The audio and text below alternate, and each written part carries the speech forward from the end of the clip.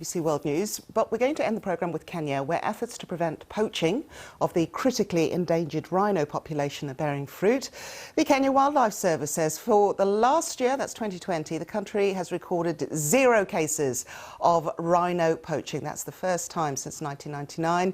Lynace Mwashigadi reports.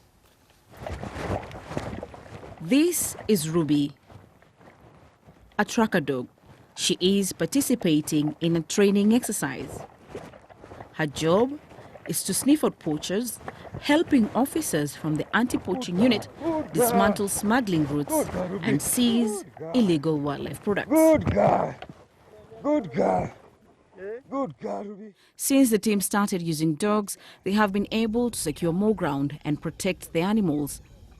Lewa Wildlife Conservancy in northern Kenya is home to 14% of the country's rhino population and has been a target for smugglers after valuable horns. So those are what we call sighted gangs. To bolster the tracking and response operations, 4 years ago, Lewa also embraced the use of technology. Sierra 1300. Rangers working in the field use GPS-enabled radios to communicate high alert situations with officers here, offering an insight into what it takes to carry out modern-day conservancy. Information which have just arrived now is that we have a new baby rhino which is born today, and I've just received a text saying that one of the black rhinos have just given birth. Nowadays, you can able really to do everything anytime something happens. Immediately we have communication through digital system all the way to 100 miles from here, and they can able to call immediately and we can respond immediately. Although species like the black rhino remains critically endangered and the southern white rhino is near threatened, such efforts have brought cautious hope for survival.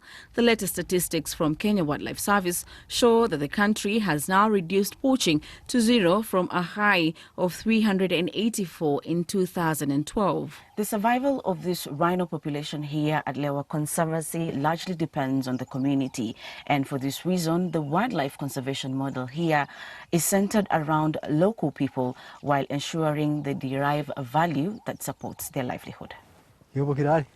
These trained rangers are part of a larger group stationed in different locations. They come via community projects offering incentives for residents of nearby communities to work with the park and dissuade them from working with poachers. In 2020, Kenya recorded 11 cases of elephant poaching, its lowest number on record. Intelligence doesn't work alone. It works with troops. It works with people on the ground, boots on the ground, who are able to use that intelligence. After all, intelligence is only information. Yeah? If you don't use it, then it's useless. The Kenya Wildlife Service is optimistic that the consistent anti-poaching efforts will continue to yield good results even in the coming years. Lynace, Mwashigadi, BBC News.